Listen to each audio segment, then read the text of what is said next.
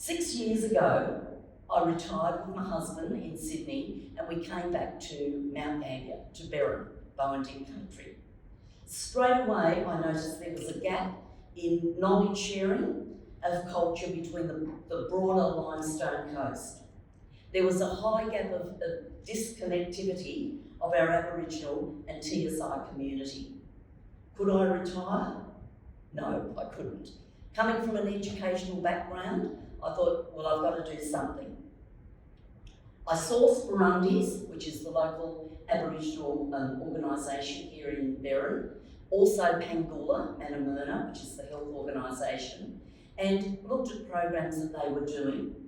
It wasn't long before I ended up being the cultural mentor at Pangula Manamurna, and that meant using the skills I had as an educator to actually give cultural teachings to the registrars and doctors and staff at Pangula. That's been a really rewarding experience. Also at Boandik, we had a chat out there with the CEO, and there were elders doing some things, but there weren't enough elders to go around or people with that actual knowledge. And as you'll see in the film, we lost that knowledge because of colonisation. All these things affected us. So we had elders and people that were lacking in that cultural knowledge. So again, it was going back to museums, those sorts of places, trying to learn our culture again, work out what was happening, little bits you gain from your family, but because of our disconnect, there was not much. We had to go back again and learn it. I saw then I had a vision. Okay, I'd always been thinking about writing this book, Annie's story, growing up strong on Boandik country. Being an educator, I went to the education department, had a talk there to Anita and Linda, the Aboriginal officers down there, and found out that there were no books at all on Aboriginal dreaming or anything to do with our culture in the schools. So I thought, perfect time to write this book. So Annie's story was written, and I used it like Annie was a child growing up here on Boandik country, and each chapter is a version of her life. Where she lived at Panola or Pianola, her totem.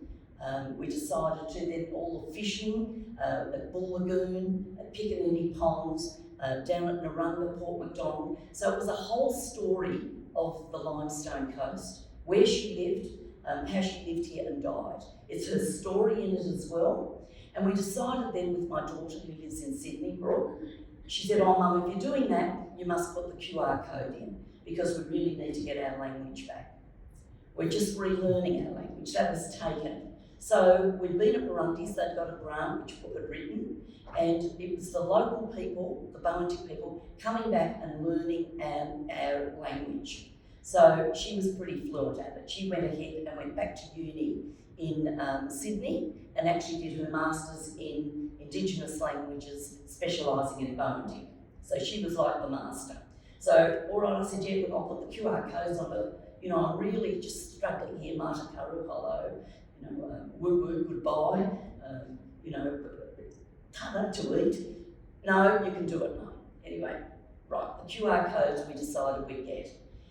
When you listen to Annie's story, it's Brooke doing all the translation. She's very fluent in it, but I use that as a tool to say, you know, I've got to learn this off, because it used to be the elders passing on knowledge to the children. Here it was, I've got my daughter, and even her daughter, my granddaughter, saying, Nan, you're pronouncing that all wrong. You know, it should be whatever.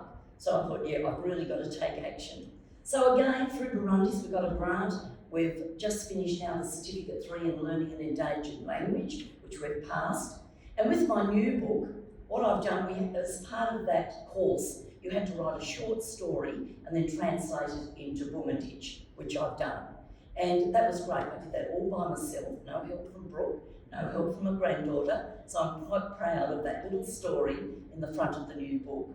And the new book is 2 dreaming stories. How the emu got short wings, and the story about how Port Macdonald Bay was formed, with my little story in the front, in language, and each time it'll be the same story, but tonight old Tom is telling the story of crate ball and how the kangaroos were born. So it'll just change a little bit each time with a different picture. Right, as educator, I decided, yeah, look, this retirement, as my husband will tell you, he says, when are you going to retire? Probably never.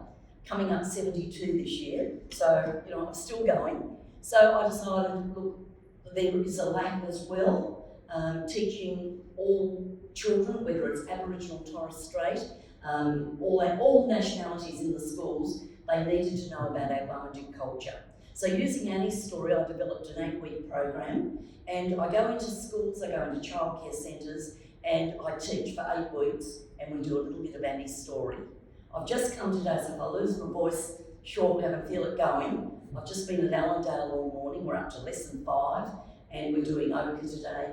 Next week we're making fishing nets. We go out and they do them in the old traditional ways. So we're getting there, and they're loving it, and they're actually having a pride in knowing that Aboriginal people lived here on this land, and a pride in knowing they're going to school with them, and probably that their parents are working with Aboriginal and Torres Strait Islander people. Also, I work out at the uni SA, and I teach on the Aboriginal Pathways program there, Aboriginal culture.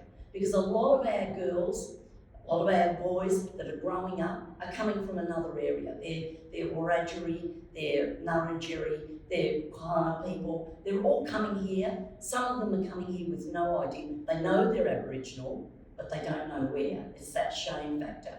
So they come to that course at the APP. We discuss it, we talk about culture. I talk about the Boandik culture and encourage them, embrace that. If you don't know your culture, it's quite okay to actually learn about the culture of the land you're living on. So they're all getting a bit of pride, and it's really good to see them all developing and going on to do great things, and they're going to do great things for Aboriginal and Torres Strait Islander people. I also go to the Homework Centre at Boandik, and we've got the Aboriginal and Torres Strait Islander kids coming there after school, and I say to them, okay, today we're going to talk about what you know about your culture, because you guys are in the school, and when it's coming up NAIDOC week, reconciliation week, you need to put your hand up and say, listen, I can do an acknowledgement to country if they're not Boandik, or I can do a welcome if you are. Also, getting on the RAP. I found that was a really good thing to do. A RAP is a Reconciliation Action Plan, and a lot of organisations are actually taking that on. So I'm on the hospital RAP, I'm also on the Tennyson RAP, the schools now are taking it on, and that's just giving the Aboriginal perspective, letting them know when they're on the right track, advising them when reconciliation's on. They rang me this time, they couldn't make it today, but they said, Aunty Michelle, I've become a YouTuber in COVID, with my husband's help, because I'm not good on the computer. But I put lots of little YouTube videos out on culture, different things about the dreaming stories, etc. And they rang me this week to say, could they put Ma the Cockatoo, which we've now done digitally, could they play that in all their centres? So that's great, and even the health service rang up to say, could they play that? So these are the sorts of things you need to be on to get that message out, to close that gap, and to make sure we're all under the one roof and all sharing the same drive for reconciliation and to go ahead.